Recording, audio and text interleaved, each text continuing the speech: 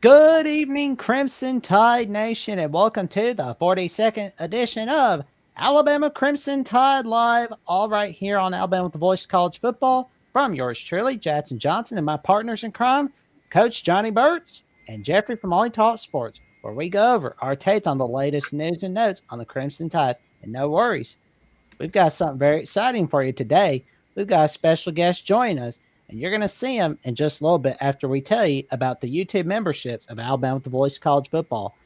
And I can tell you this, we're only 75 days away from kickoff until 2025 starts for us, because summer is starting right now in Tuscaloosa. How you doing today, gentlemen? Doing great. Can't believe it's only 75 days away, man. It's flying by. Oh, man, you'll get a kick out of this. Friday night will be the official first day of summer. That's crazy right there.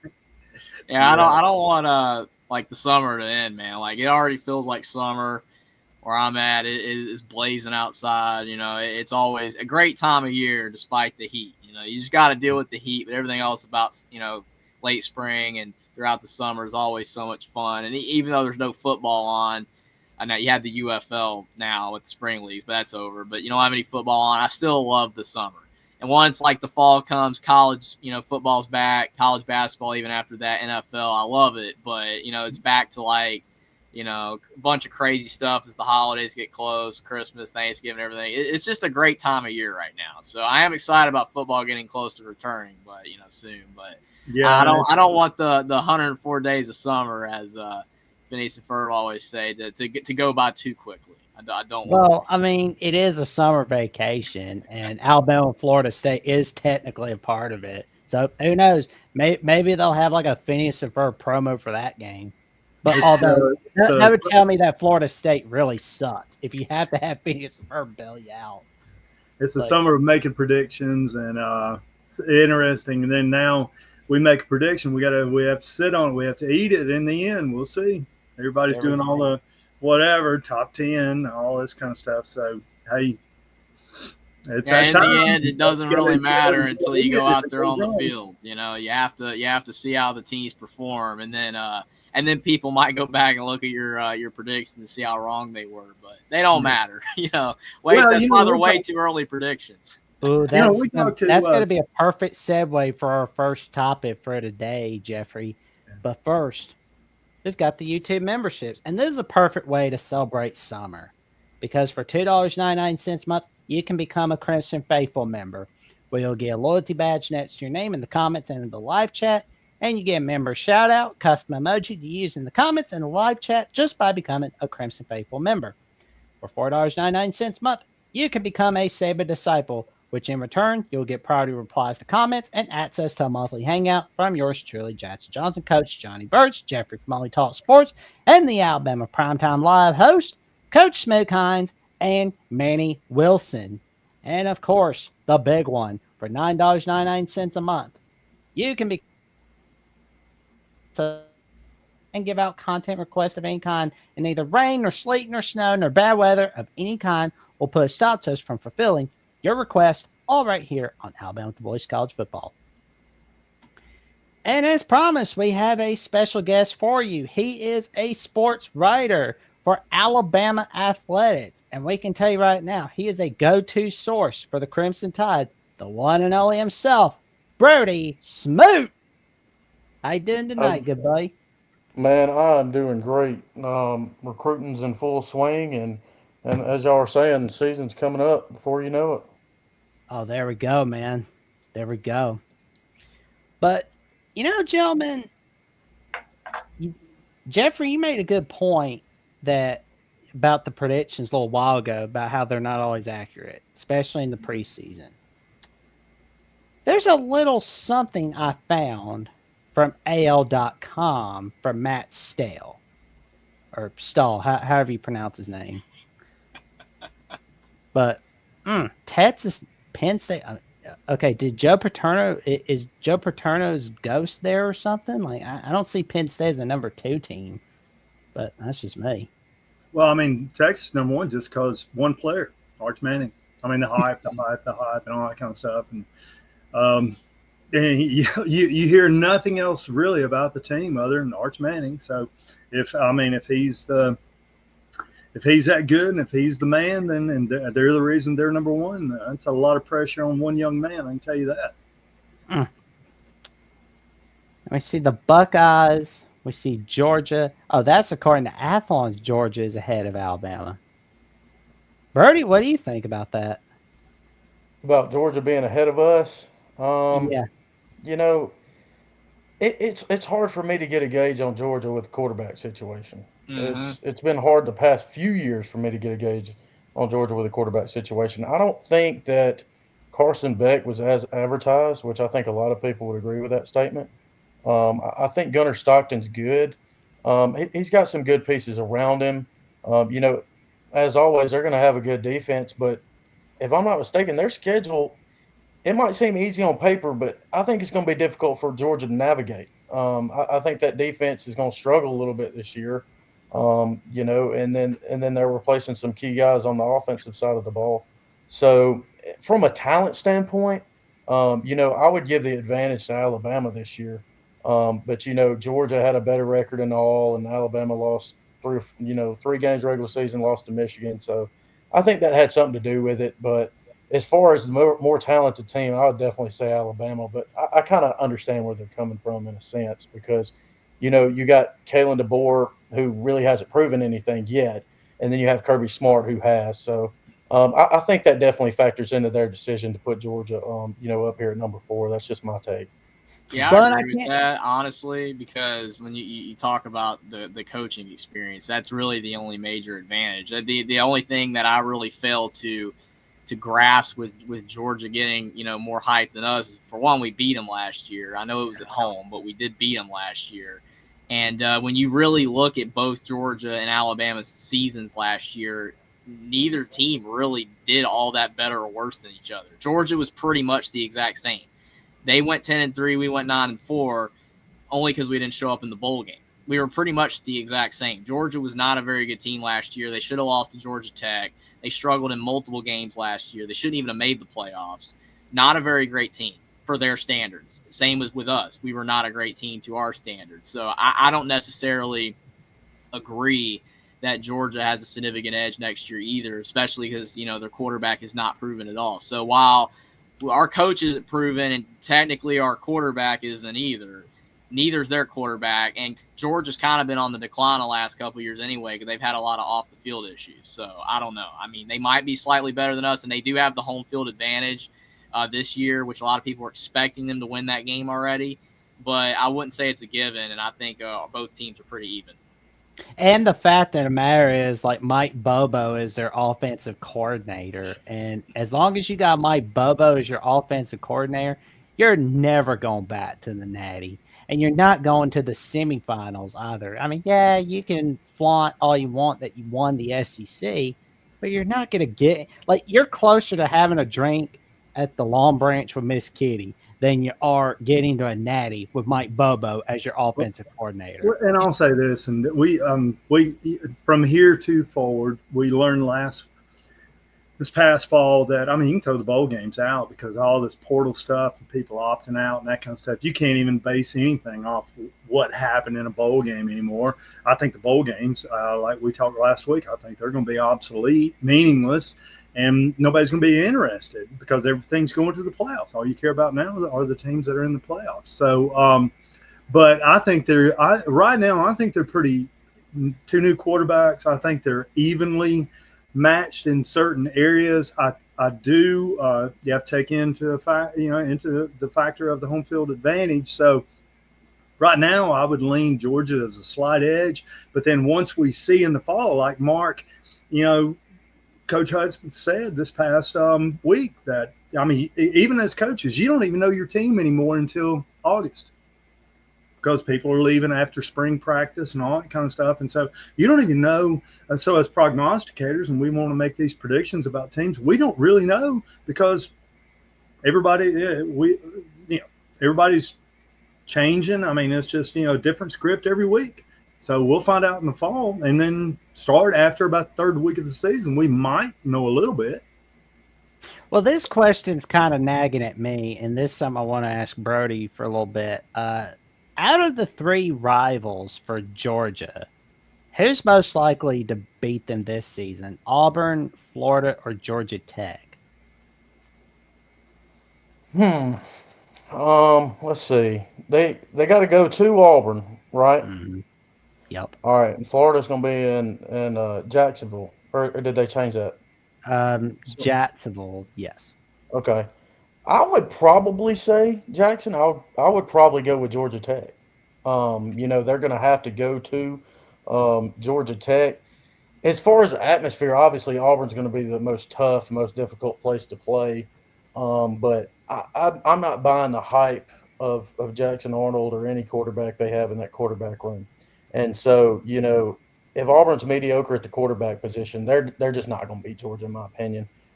Georgia's got the upper hand on both sides of the ball. Georgia Tech, on the other hand, Brent Key did a great job.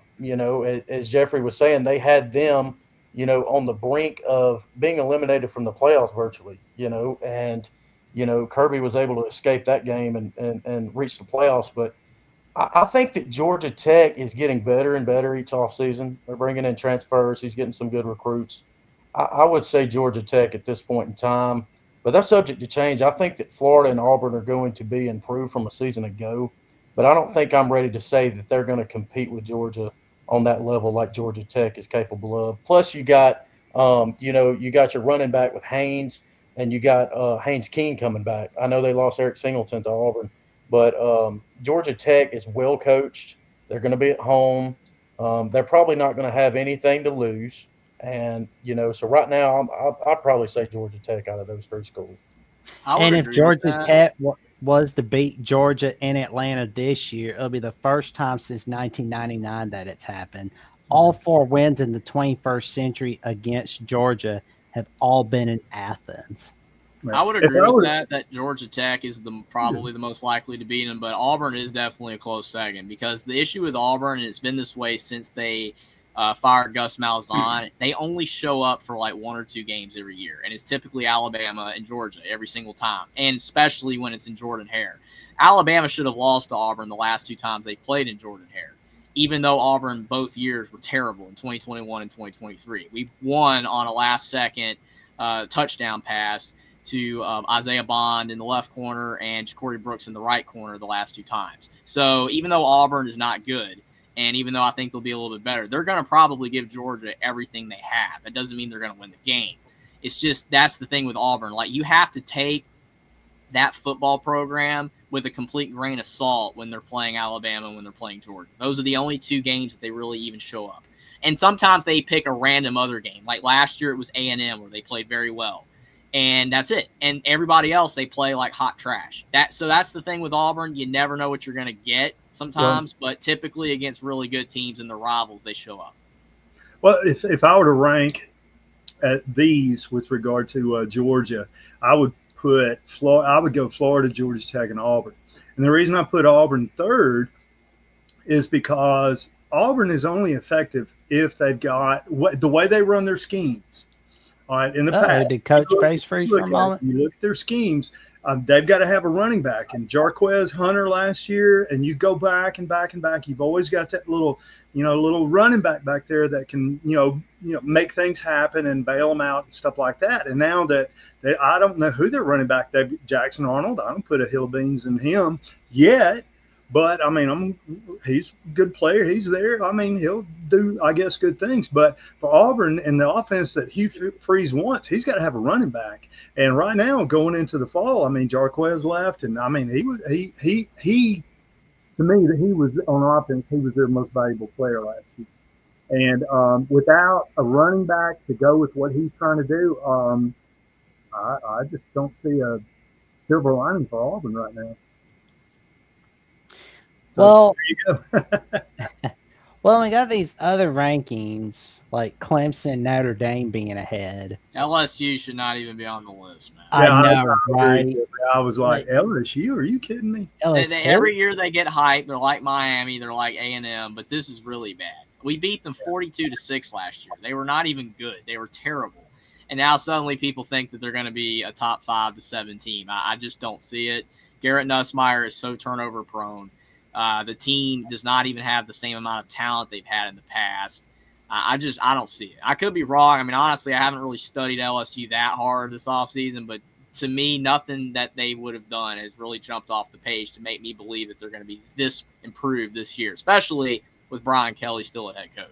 I agree with you. I will say this, that offensively, I like Nussmeier, but I'm going to tell you, offensively, he makes the team one-dimensional.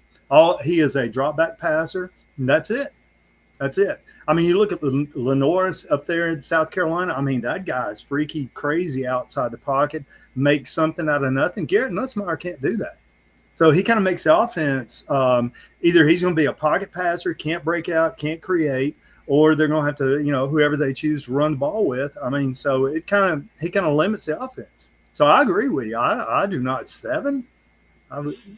Am I right? Weren't they were 7th, right? Yeah, they're 7th according to Athlons. And when I got this preseason magazine last Monday at my house, I was looking at the preseason ranking. I was like, LSU at 5. Was somebody like doing something in the middle of 2 o'clock in the morning that they really shouldn't have been doing? Like, good grief, Brody, I'm waiting on you. Jeffrey and I are like, all right, well, what's going on with this LSU crap? Man, I was looking at those rankings, and one of my biggest takeaways from all the teams was roster retention and people that they've added through the transfer portal. Because you look at, LSU, they got like 20 guys. They got some guys to surround Nussmeier. They got some guys on defense that are pretty good. And then they also brought back Harold Perkins Jr., but he's coming off an injury, and he hadn't been the same player he was since his freshman year.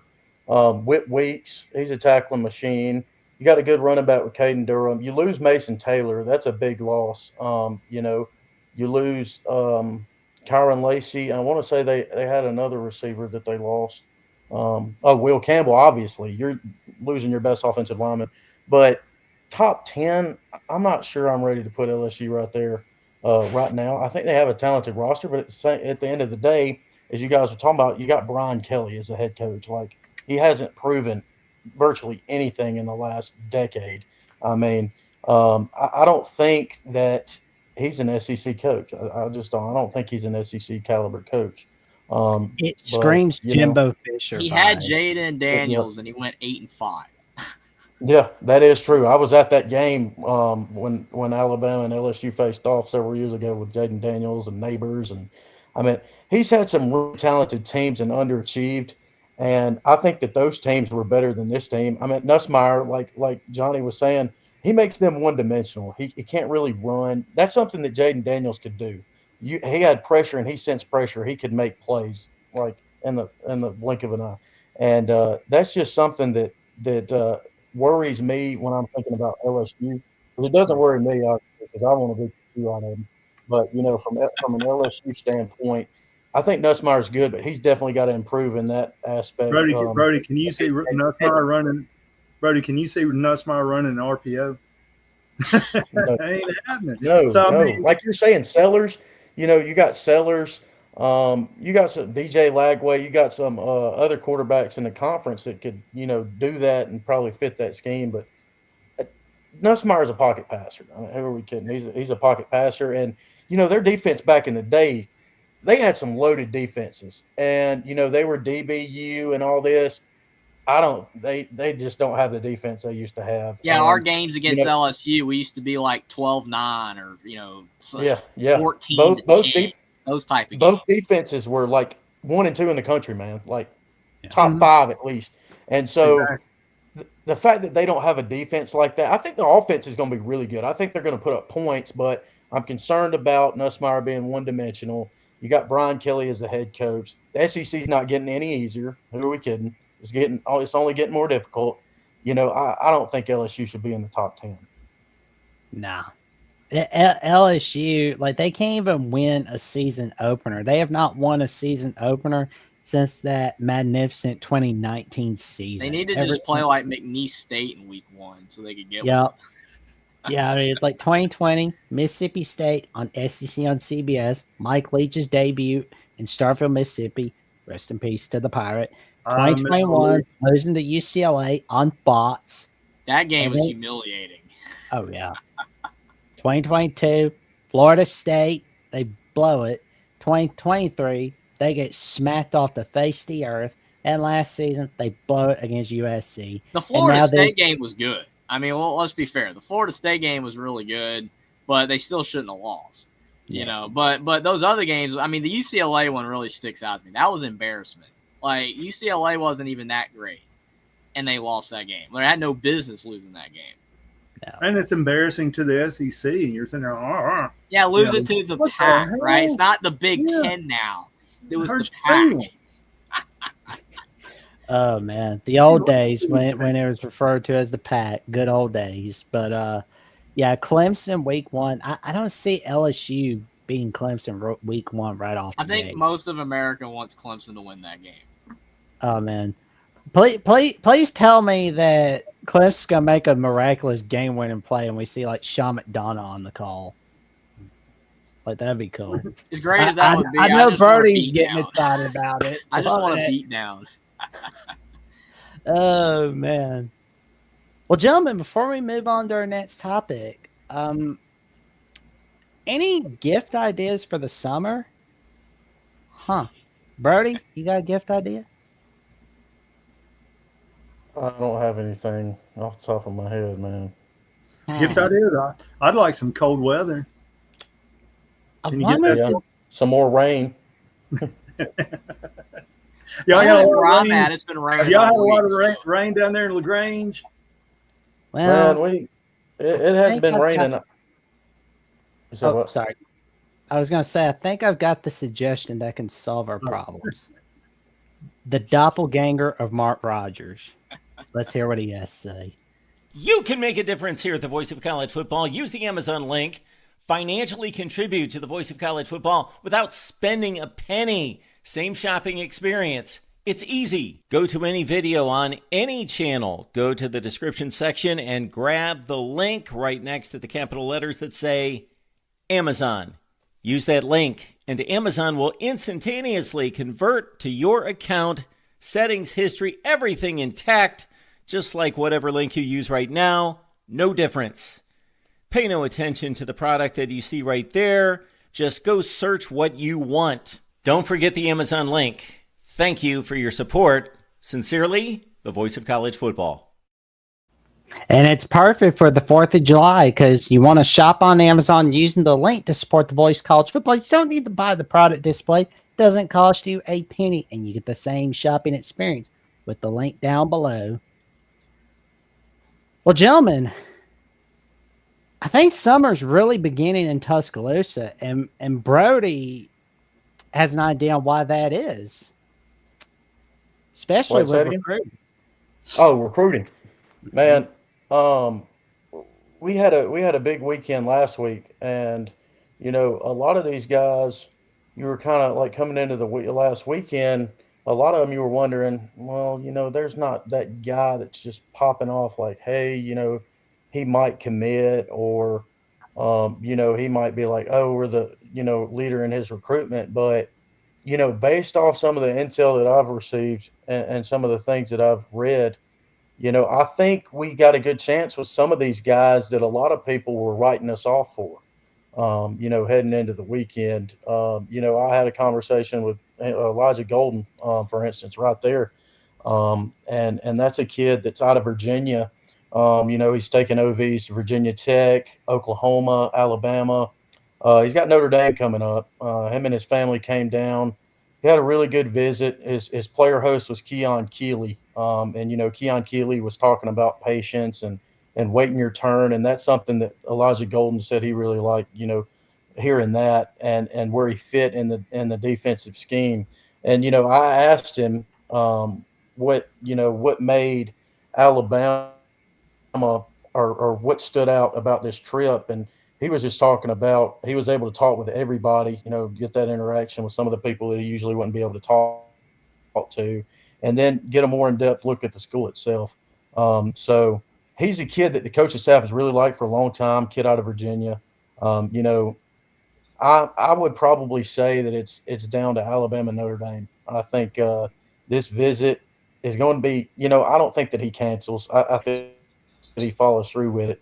I would expect a decision probably by the end of the month, early July, from him. But this is a kid that can play multiple positions across the defensive line. A kid that Alabama really likes, and from everything that I've heard and seen, Alabama wants to sign at least 4 to 5 defensive linemen in this class, and he's one of those guys that's in the mix. Another guy that a lot of people have written off is going to Michigan. I know Georgia. He's been really interested in Georgia, but Nick Abrams, a 4-star linebacker out of McDonough School in Maryland. That's a kid that is very intelligent. He has a good support system around him. His dad actually, I want to say he played either college football or in the NFL one, and Nick Abrams is a guy that could play inside or outside linebacker. If you just watch his film, you can see he's kind of got that knack for getting to the football, great instincts. He said that Alabama's a finalist for him because they are the best when it comes to college football. He said they have every single resource you could want to be successful on that fits him perfectly. He said it is a linebacker driven scheme that gives linebackers the opportunity to be great. And he also said, I asked him about the 3 linebackers that were leaving, Hill, Green, Lawson, and Jefferson after this year. And he said, it's definitely one of those things that intrigued him. He said it was a thing that, definitely caught his attention, the fact that 3 linebackers are turning pro. And he sees himself fit this defense. But, it's one of those situations where he's got Oregon coming up, and he's going to sit down with his family, and basically, from what I've been told, he's going to evaluate each visit, each school.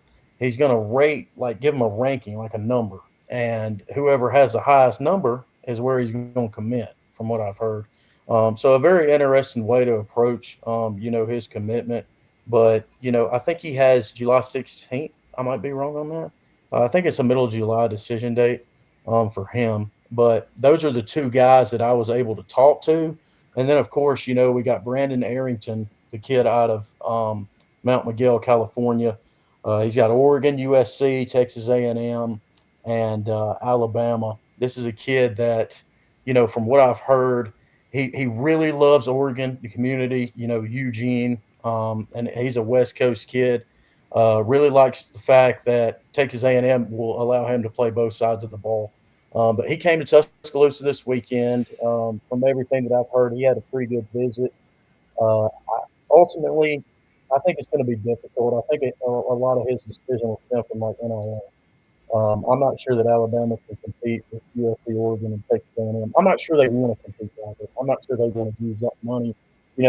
As you guys know, we got Zion Gibson and Jordan Edmonds already on board. Ray Edwards probably going to end up in the class as well. So I'm sure that Alabama would love to have Brandon Arrington. But, at this point in time, I still feel like there's some work to do. If he waits to make a decision until the fall, there's a commitment date right there. What is it? What's the commitment date? July 5th, day after the 4th of July. July 5th. Yeah, he's got A&M next week, so I would probably say that he ends up at A&M or Oregon. But like I said, we'll see what happens with his visit to A&M. But I think A&M's a school to beat, but I think Oregon's right there. I think Alabama's third coming out of this visit. One of the more interesting guys that caught my attention was Terry, a kid out of Manchester High School in Manchester, Georgia. That's not too far from LaGrange, where I'm from, and I was not able to get in contact with him, but I did read where he's related somehow to Justice Terry, which I'm sure you guys have heard of. The kid that ended up at Texas was committed to Georgia for a while, but Jaden Terry's a kid that's been committed to Georgia Tech since March. I thought that Alabama would be content with taking Edmonds and Gibson, but I feel like Gibson's definitely coming to Alabama. But I feel like this is definitely one of those things where They really like Terry, and if he's a guy that wants to commit, I think he's got the green light. They just gave him an offer. He likes Alabama. He liked the visit, and he's definitely an interesting one. He's 6'3", 175, 180 pounds. Camped at Alabama, came back for an official visit. Alabama really likes Terry, and then the offensive linemen, they don't really say much. Wilson Zierer out of Raven Gap, Georgia, same school as high school as Marshall Pritchett.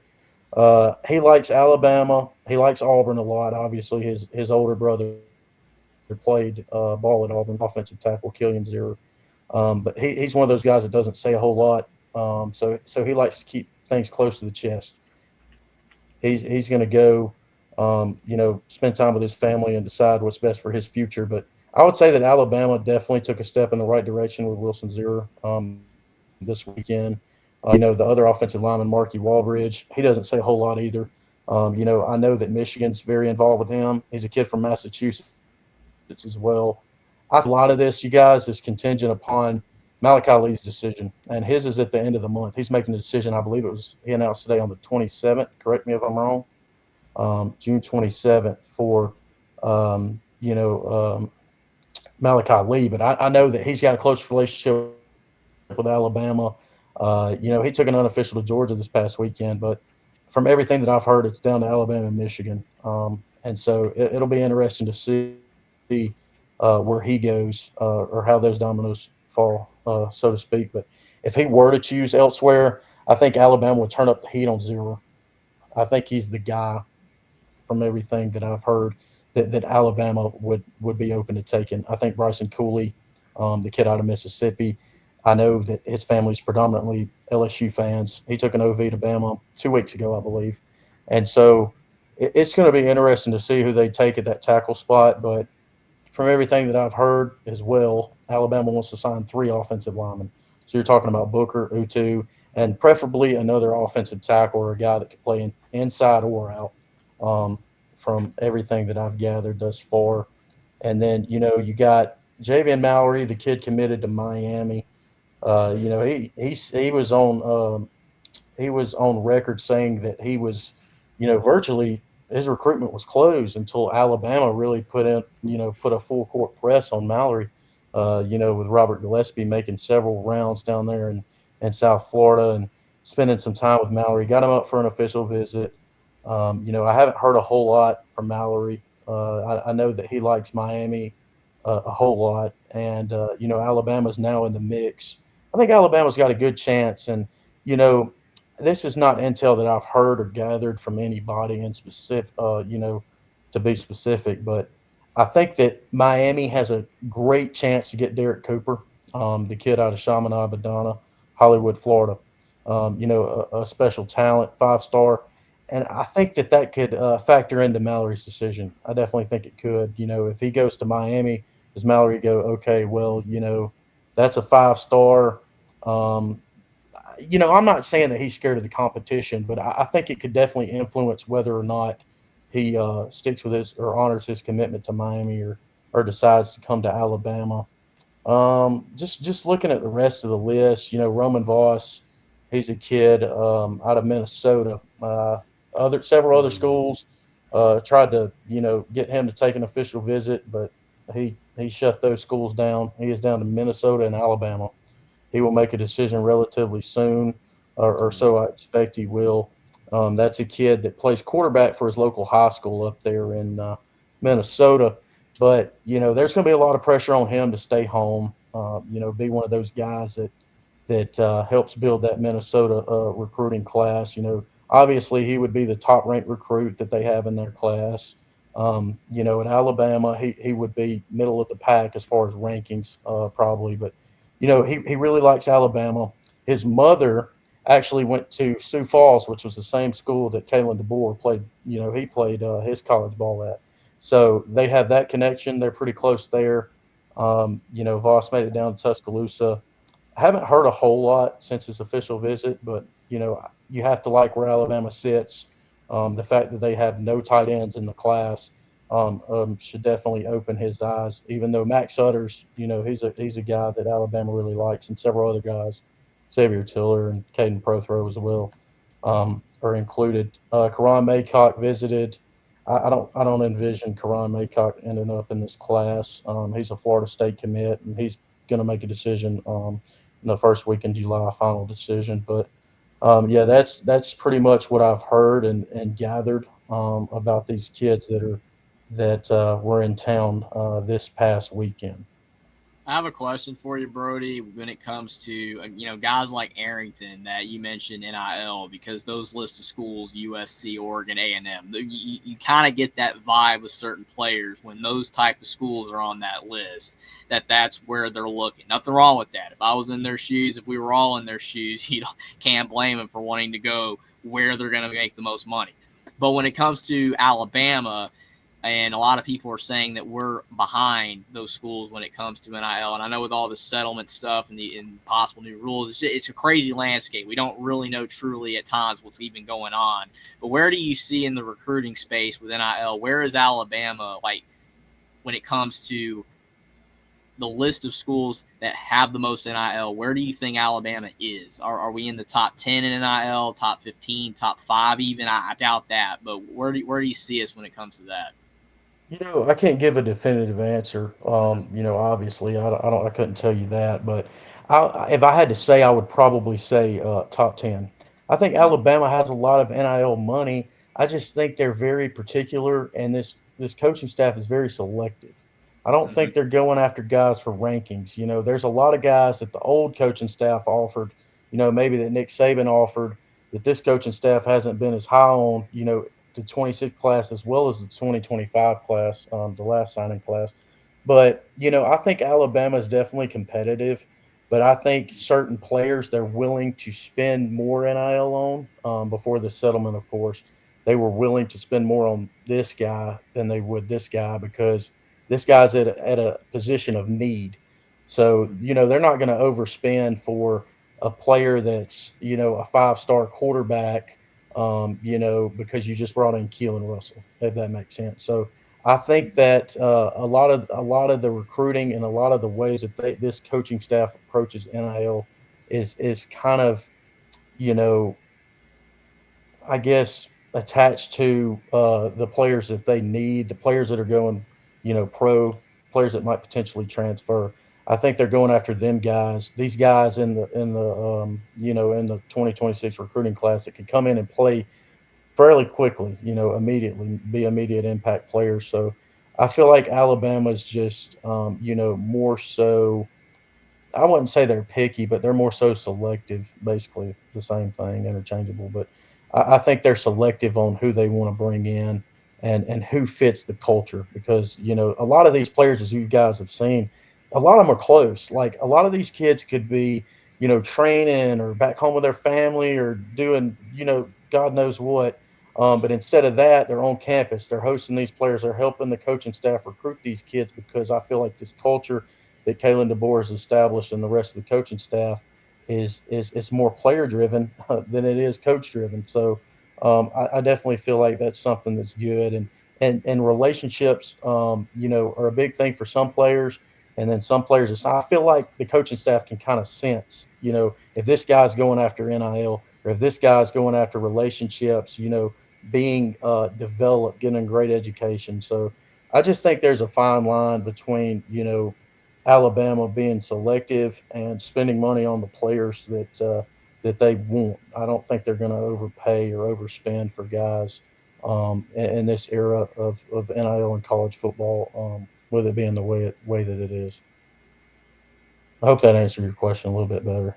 I appreciate it. It definitely does. I agree. I think we're in a good space. It's frustrating that you can't be at the top, but I do think that maybe those limitations a little bit can actually help us possibly recruit better in the end. So I do agree overall with what you said, because when you just throw the bag at the best of the best, and those guys, their intentions, for your program might not be in your best interest. They just, they just want to take the money. Don't blame them, but you have to put in the work, and you have to care about the culture of the program, your teammates, and all that to really get the best players you possibly can get. So I agree. I definitely.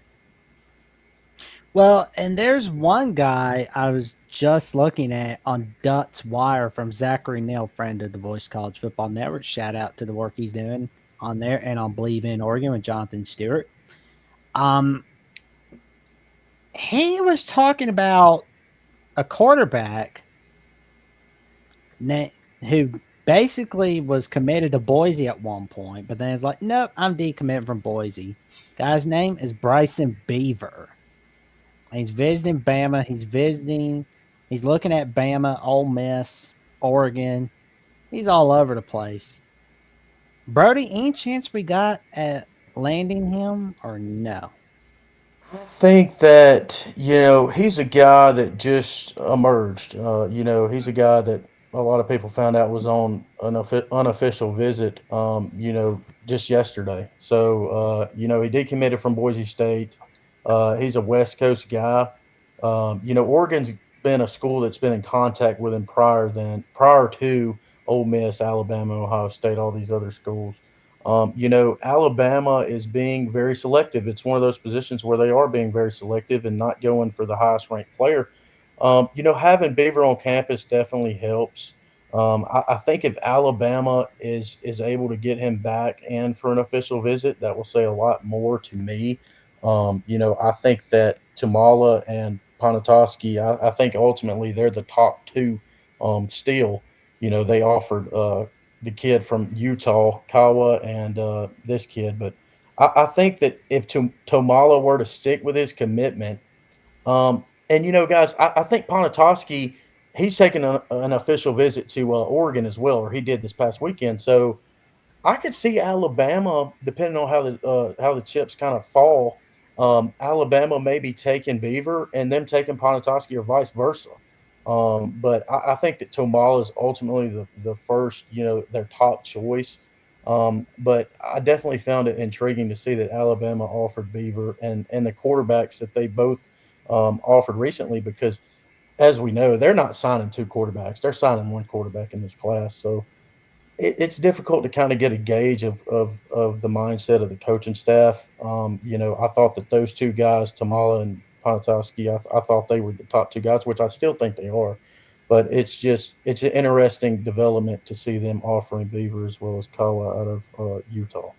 Yeah, it just seems like he said he just emerged because, decommitting from Boise State, now all those other teams want him. Whenever you see that, it's a guy that was under the radar that's blowing up. That's all that it is. And with him being a West Coast guy, you saw the lead experts predicting Oregon. He's probably not coming to Alabama. I don't see it.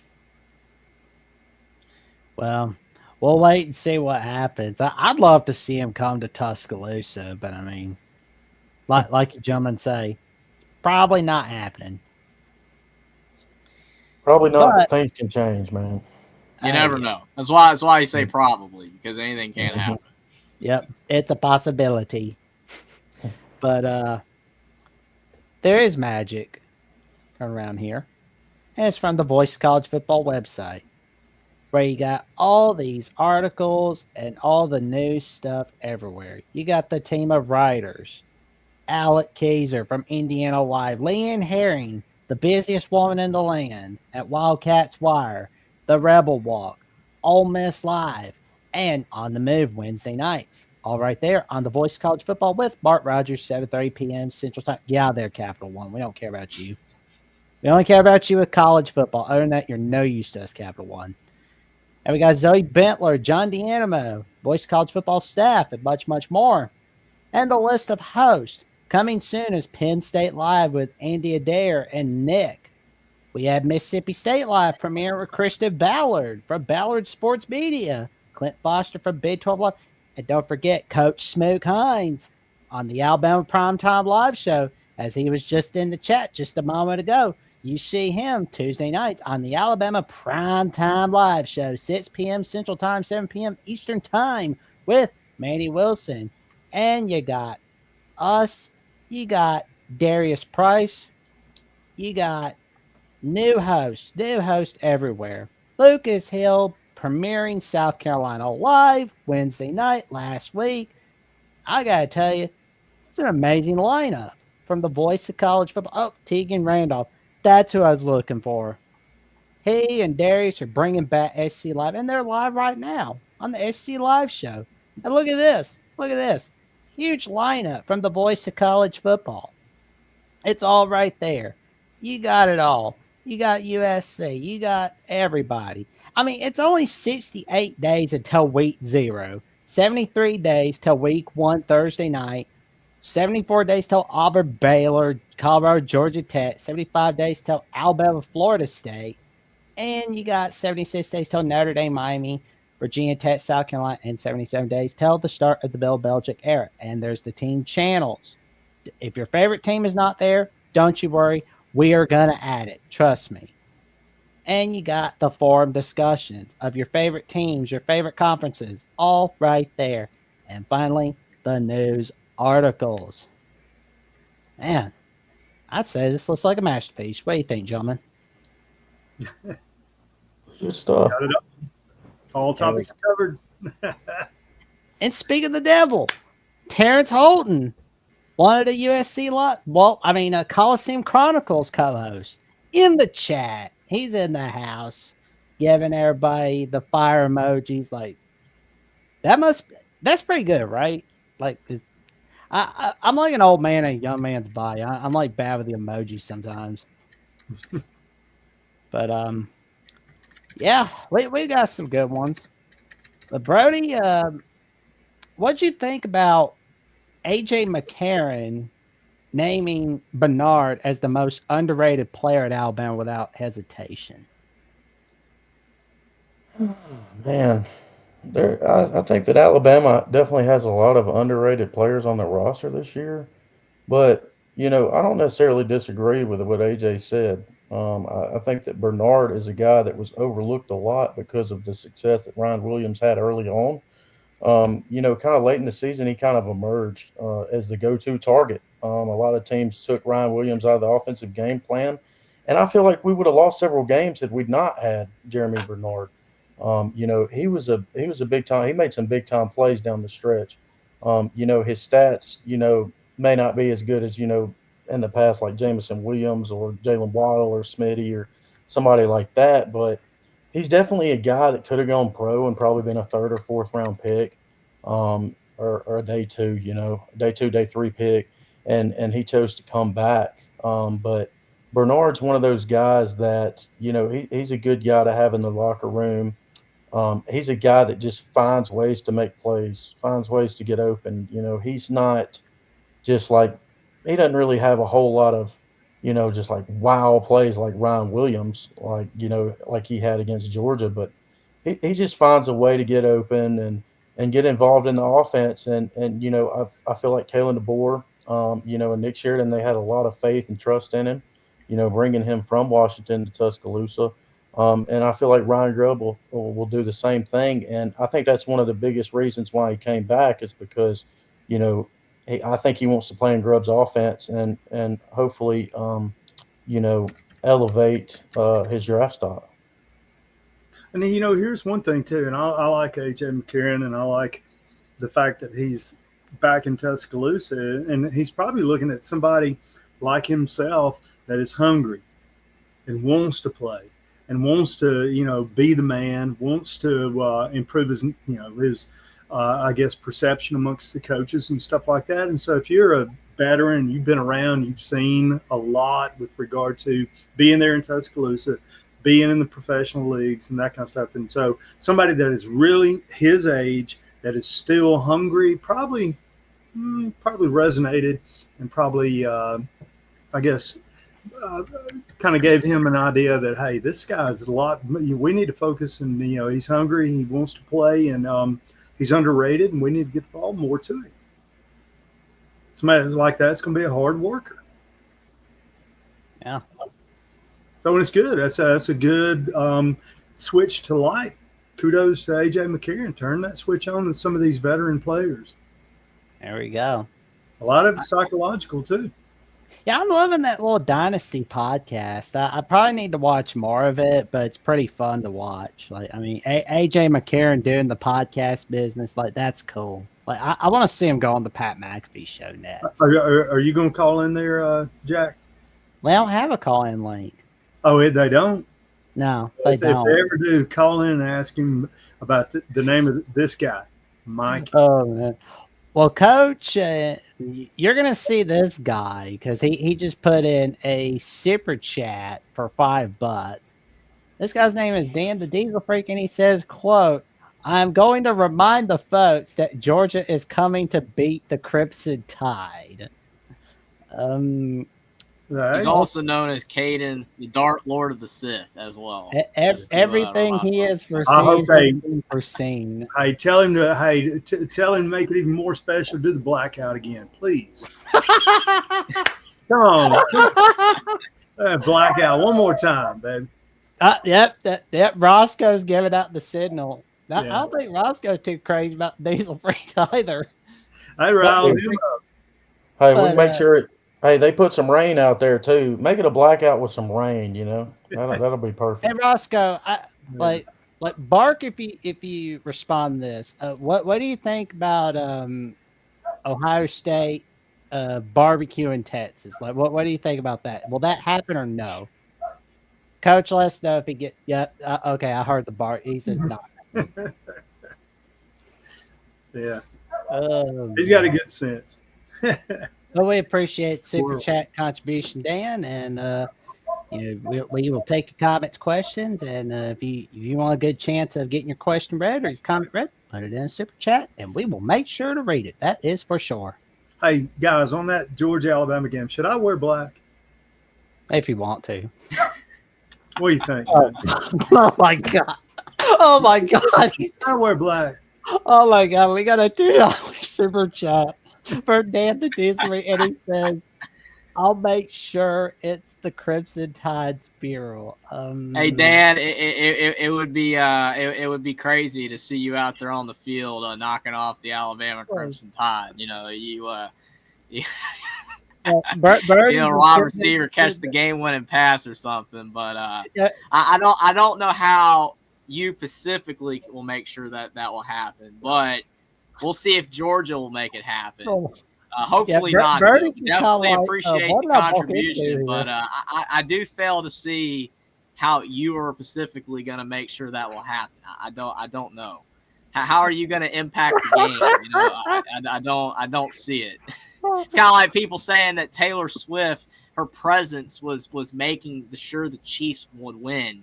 And they were saying that that without her, the Chiefs would never have won anything. I'm like, they won 2 Super Bowls with Mahomes before she was even involved. Like, I don't think she specifically had anything to do with it. But, again, I just have to clarify. I just have to make sure we're square on that. A lot of people seem to be a bit confused by that. But definitely, again, thanks, Dan, for the super chat. Just kind of wondering how you're going to be able to impact the game, though. It's like, do you got 11 guys behind you? Do you have like 40 guys behind you? We just want to know. But oh my god, like Birdie's just kind of like, but he's just kind of like, what did I walk into? He's like, yeah, that expression says it all. He's like, I think Georgia that night, like everybody's got their. Virginia Tech has Enter Sandman. Alabama has Dixieland Delight. What about Georgia back in black? No. Huh? Come on, back in black. All right. That was. I just don't know if Georgia's cool enough to play that song. I mean, I don't think so. I mean, AC/DC, they're tough with their royalties. Don't look at the chat. Don't look at the chat. Oh my god. Oh man. Brody, what's your thoughts about what could happen for 2025? Like, what's your record prediction, good buddy?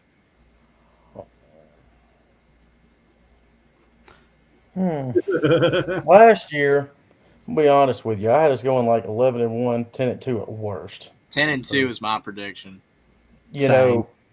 As far as this year,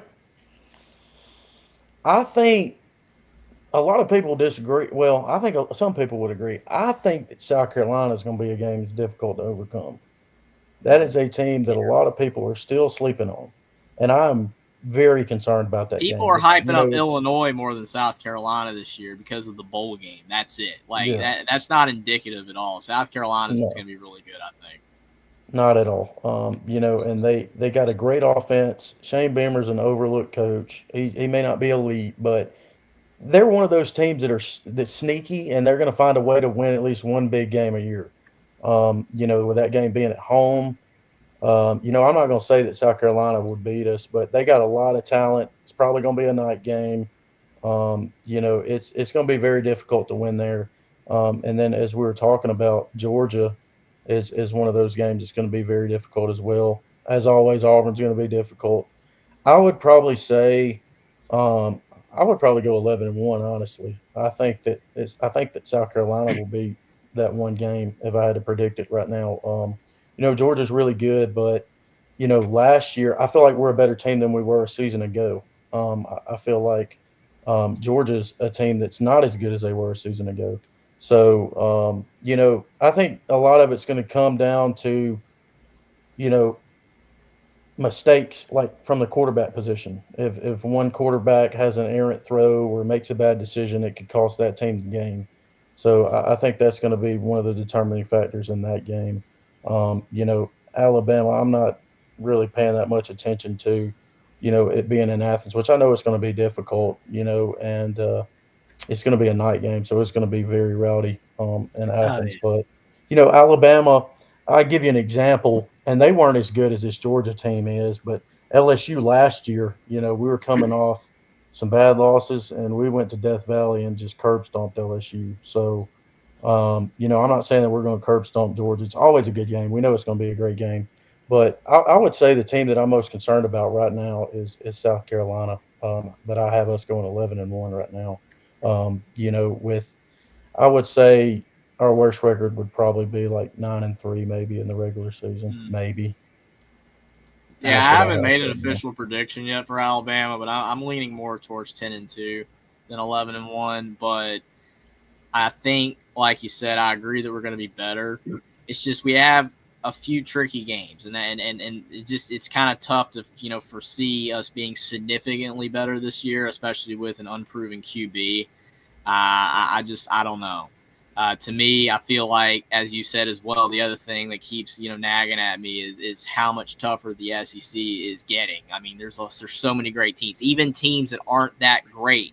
Your Missouri, South Carolinas are they're more competitive than they used to be. Florida's trying to get better. A lot of these teams are getting better, and that creates more competition week by week. Even in the games that you win, it beats you down more.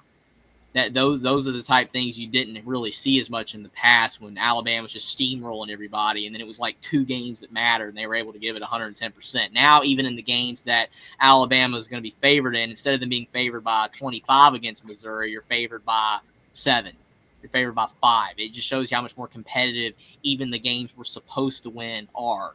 And plus, what I'm interested to see in it this year more than anything is, can DeBoer get more consistency out of Alabama week by week? Because we saw the LSU game and we saw the first half against Georgia, how great we were. But then you had the second half against Georgia, the Oklahoma game, the Vanderbilt game, a lot of moments in the South Carolina game where we played poor.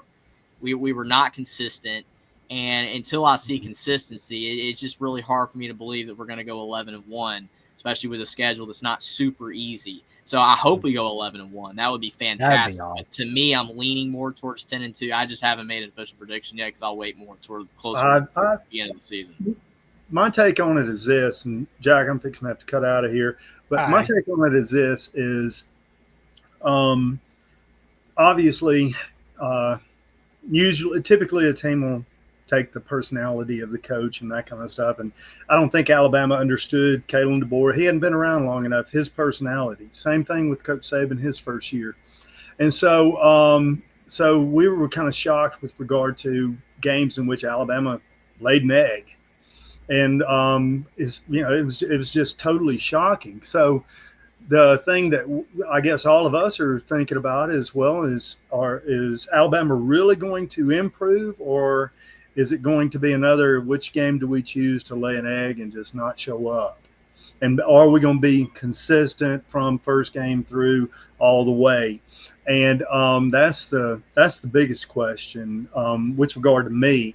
I'm not sure where I'm leaning with regard to season predictions. I do want to think that they'll correct a lot of things that were wrong last year, especially with the offensive line. I'm going to be honest with you guys. I'm really excited about the defense. And so, defense wins championships. I'm really excited about that defense. As long as we get out of that 3-3-5. I don't like that 3-3-5. But I think defensively there's a lot of experience coming back. So I think defense will save us a couple of games. So I'm kind of like you. I'm leaning double digit. I'm looking at 10. I'm looking at 10. I don't think that would be good enough to get in the playoffs. But the thing, too, for all of us guys is, the season. Think of the season, 16. Some teams to win the championship, you're going to have to play 16 games. And then think about, where's the SEC championship game? Do you really want to play in it or have a open week and get ready for the playoffs and stuff like that? So there's so many things that lag with regard to these players. Are players mature enough? How many players are mature enough? And that's what you got to recruit. I'd recruit veteran players that can process the length of a season instead of these young guys that have no idea. They played high school and they got 10 games in this playoff game or two, and then season's over. Now you're talking going in August and you're still playing in February. Wow. That's a lot to process for, these kids. So I think double digits would be fair, and I'm hoping it's better than that. And then, it's the length of the season. It's grind. And I agree with Mark, what Mark said. Yeah, they deserve to be paid now. Back in the old days, you went 10-0 and then played one bowl game for the national championship, and then it moved to 12, then 13, and now you're looking at 16, 17. It's more money for everybody. Now it's more money for the players, more money for the coaches, more money for the TV networks, more money for the universities, more money for everybody, and that's why they're doing it. So it's the it's the wear and tear of the season, and can young kids focus that long and stay that focused, and the amount of time we're expecting them to be in meetings, in practice, training, but it's crazy, guys. Well, we're gonna get to this next super chat comment, and this is one of those try not to laugh when reading it, but he says Georgia will play Hell's Bells in a blackout game. I don't want to see that. I'll tell you what. I want to see that one. I want to hear it. Yeah. Time for that. It's going to shake us to our knees, man. Yeah, if they got the kahunas to do it, more power to them. But I guess he's I guess he's having himself some Crimson Tide meat, I guess. All right, guys. Duty calls me. I got to go check. All righty, Coach. We'll be seeing you real soon. And good to meet you, Brody. Yes, sir. Talk to you soon. Check out Coach Johnny Burtz on Instagram, on Johnny H. Burtz, and on Johnny Burtz 5 on Facebook. Tune in for more. All righty. Well, gentlemen, what have you got going on the docket this week? Birdie, since you're our guest, we're going to start with you. Man, a lot of interviews, whether it be baseball players in the portal, trying to figure out what's going on with the baseball team, football team, reaching out to some of these recruits, trying to get a better sense of where their head is, and some of their family members as well, seeing if they can provide any kind of information to, where their son might be going to school, or grandson, whatever the case may be. Just having a lot of conversations with a lot of different people, and each day, I'll be providing a lot of content on my page. I've got more into the graphic side of things. I was doing that when I was very young, and I've kind of always enjoyed that. So kind of incorporating, interviews that I have with players and recruits, and, tying that to a graphic and posting that. So just trying to stay on top of everything, because as you guys know, it's difficult to keep up with recruiting, the team aspect. It's it becomes too much at times, but I'm always glued to my phone. And as I tell my girlfriend, she's like, "You're on it too much." And I'm like, the second I get off of it, man, the second I go somewhere is That's when when something something's happens. gonna happen. I've had Exactly. something like that happen to me when I was getting a new phone because like my old one was getting too old for me. Like when I was off my phone, all the news was happening. Exactly. So it's Exactly. like I And you could don't even know. I mean, totally. it could be at 11 o'clock at night these days. Sometimes these announcements Yep. are late at night. It's crazy. And I've said it Yep. to so many people. When I was a kid, like the season ended, we were done talking about college football until like the preseason. Now it's a 365-day job just for college football.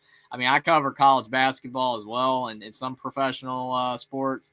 But I mean, just even sticking to college football, it is impossible to get everything, to stay on top of everything, because there's always something going on 365 days a year. It's great for news, it's great for coverage, but like you said, sometimes it can be way too much, especially when you got your own life. It's hard to definitely be in touch 24/7, but it's become that type of job. It's fun, but it's crazy. Well, and I can tell you right now, tell your friends, your family, and the cashiers at Publix about the magic that Brody Smoot is creating. And I can tell you right now, he is 63 followers away from 5,000 on @/Twitter. Let's help get him there. It is Appreciate at it, man. Brody Smoot. Hey, I mean, it's the least we could do. You came on Appreciate it. Crimson Tide Live, the 42nd edition. Least we could do is promote you, good buddy. Hey, anytime, I get on here, I love talking ball, I love talking recruiting, I love hearing you guys' opinion. Just being able to converse about Alabama, that's one of my biggest passions in life, obviously. And my family always tells me, they're like, "Do you have anything like in your closet that's not Alabama?" That's literally all I wear. Like it's decked out from like every single day I get up, I'm gonna have something Alabama related. I got, the shoes, I got the shirt, the shorts, the hat. Like something's going to be Alabama related. But I just love everything about Alabama. A fun fact, a lot of people probably wouldn't think of because he's played in the early 2000s, but I was actually named after Brody Kroll. So, it's kind Oh, of that's. in my I figured it's there was it's in something my in blood, that. man. Oh That's man, Yeah, cool. it's in my blood. And a lot of people are like, "Hey, you live in Georgia?" I even had professors, guys. I was like, they were like, "Why do you pull for Alabama?" And I was like, "Well, simple. The easiest answer is I was named after Brody Cole. Like, I didn't really have a choice. Like, I'm not going to be a Georgia fan being named after an Alabama player. That just don't make any sense." But like I said, I appreciate you guys letting me on here anytime. Heck, I'll promote y'all. Got like drop these guys a follow too, because they're some of the best in the business and they know what they're talking about. And so I greatly appreciate y'all and everybody else that's out there watching for letting me be a part of this. oh, you're welcome, man. It's Appreciate it. least we do, Definitely. and you can check out Jeffrey and the magic that he's creating not only right here on Alabama with the Voice of College Football Monday nights, but also on Thursday nights on the Alabama College Show, where Jeffrey and I take your calls 9 p.m. Central Time and 10 p.m. Eastern Time, where you see the town troll calling in from time to time. He's not called in since April. Like he thought I'm sure he's gonna be back real soon, Jackson. oh yeah, because he's the Dark Lord of the Sith, as he says. But you can check out Jeffrey at Only Talk Sports. He's getting closer and closer to 20,000 followers on X, and he's getting closer and closer to 3,000 subs on YouTube. And he was creating some magic with Will ND, where he was talking about Boston College, Georgia Tech, Clemson, Stanford, and he was talking a little bit about the NBA Finals. Stay tuned; you won't want to miss it. And you can check me out on Jackson Johnson 979, where I am 322 subs away from 1,000 subs on my personal channel. And I've got my latest episode, The Jack Study, with USC Primetime Live, Trojans Wire, himself, Matt Zimick, where we talked a lot about the future of Notre Dame USC. Why are Johnny Majors, Joe Tiller, Howard Schnellberger not in the College Football Hall of Fame? It's asinine. It's completely asinine that these coaches are not in the Hall of Fame. How'd it go? Stay tuned for more, because you're in for a wild ride on 73rd edition of Jet Zone. And for more updates on what we've got going on Alabama, the Voice of College Football, or the Jet Zone, check me out. Or on the Fine Ball Show, check me out on Jats VOCFB on @/Twitter and Instagram and threads Jats and Johnson 543908. And you can catch Alabama Crimson Tide live with Jeffrey Coach Burt's and myself Monday nights, and Jeffrey and I on the College Show, all right here on Apple, Spotify, Amazon, and iHeartRadio. And of course, you can check out the Alabama Primetime Live show with Coach Smoke Hines and Manny Wilson, 6 p.m. Central Time, 7 p.m. Eastern Time. And with that being said, like, comment, subscribe, click on the notification bell so you never miss another video or another episode whatsoever from Alabama at the Voice of College Football. And we will see you soon. And roll tide.